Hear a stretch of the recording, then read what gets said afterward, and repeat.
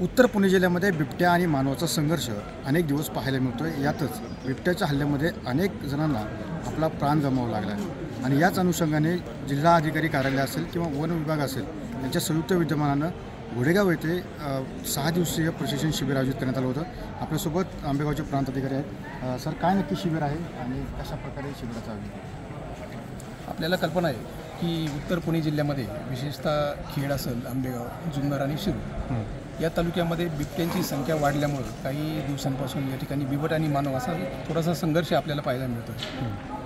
निव्वळ बिबट आणि मानव असंच नाही तर या ठिकाणी अतिपर्जन्य होतं, काही ठिकाणी भूस्खलन होतं, माळींसारख्या दुर्घटना या परिसरामध्ये घडलेल्या आहेत आणि म्हणून या घटनांची पुनरावृत्ती टाळण्यासाठी काहीतरी एक सक्षम पर्याय त्या ठिकाणी उभा करणं गरजेचं आहे आणि त्याचाच भाग म्हणून मग जिल्हा आपत्ती व्यवस्थापन प्राधिकरण आणि वन विभाग जुन्नर यांच्या संयुक्त विद्यमानांनी काही आपदा मित्रांची आम्ही नियुक्ती केलेली आहे। साधारणपणे 400 आपदा मित्र आम्ही घेतलेले आहे, सर्व तरुण मंडळी या भागातीलच आहे। तर अशा या सर्व आपदा मित्रांचं एक शास्त्रशुद्ध प्रशिक्षण या ठिकाणी आम्ही घोडेगावमध्ये आयोजित केलेलं आहे। आज 3ऱ्या बॅचचा समारोप आम्ही या ठिकाणी करतो आहे।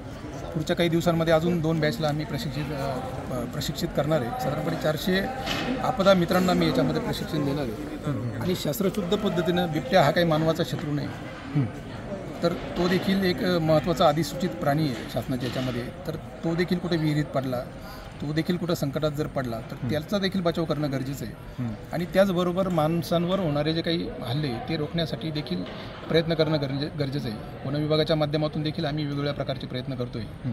आपण पाहिलं असेल काही AI ची टेक्नॉलॉजी आम्ही आता वापरतो आहे। काही पोल या ठिकाणी आम्ही आणलेले आहे की त्या कॅमेऱ्यामध्ये बिबट जर दिसला तर त्या ठिकाणी एक साऊंड जनरेट होणार आहे, बरोबर, त्या परिसरातल्या नागरिकांना कळणार आहे की या ठिकाणी आता बिबट्या आलेलं आहे, आपण आता सावध होणं गरजेचं आहे। काही मेंढपाळ बांधव आहे त्यांना आम्ही टेंट दिलेली एक तुमची दीनदयाळ शर्मा यांच्या खाली आपण एक आता नवीन स्कीम आणलेली आहे की ज्याच्यामध्ये एकटं घर असेल आपल्या वस्तीमध्ये। आपण पाहतो असेल की आजूबाजूला ऊसाची शेती असते, एकटं घर असतं आणि त्या ठिकाणी वन्य प्राण्यांचा संचार आपल्याला पाहायला मिळतो। या ठिकाणी बिबट्याचा देखील वावर आपल्याला आढळतो। तर अशा एकट्या घराला फेन्सिंग करणं किंवा मग तुमची काही वस्ती असेल, आमच्या काही जिल्हा परिषदेच्या अंगणवाडी आहे, शाळा आहे, तर त्याचा देखील प्रोटेक्शन करण्याचा प्रयत्न आम्ही पुढच्या काळामध्ये करतो आहे। बचाव पथकांची निर्मिती केलेली आहे आणि मग हा संघर्ष टाळण्यासाठी जे काही आपदा मित्र आपण घेतलेले आहेत तर त्यांना देखील तेवढं शास्त्रशुद्ध प्रशिक्षण देणं गरजेचं आहे। त्याच्यामध्ये परत वेगळी आपत्ती निर्माण होता का? आपण गेले 6 दिवस प्रशिक्षण सुरू आहे, काय काय नक्की प्रामुख्याने प्रशिक्षणामध्ये शिबिरामध्ये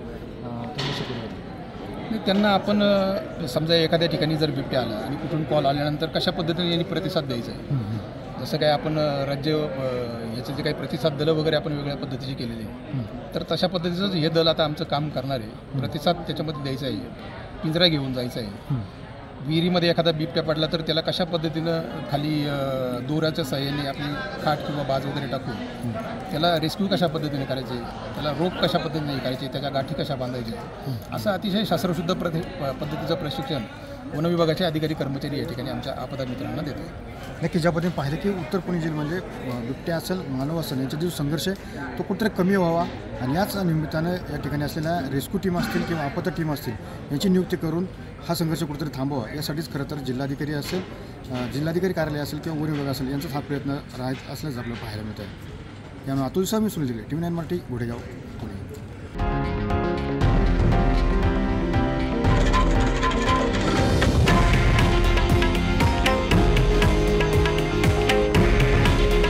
हे आहे देशातील नंबर 1 न्यूज नेटवर्क आणि आपण पाहत आहात TV9 मराठी।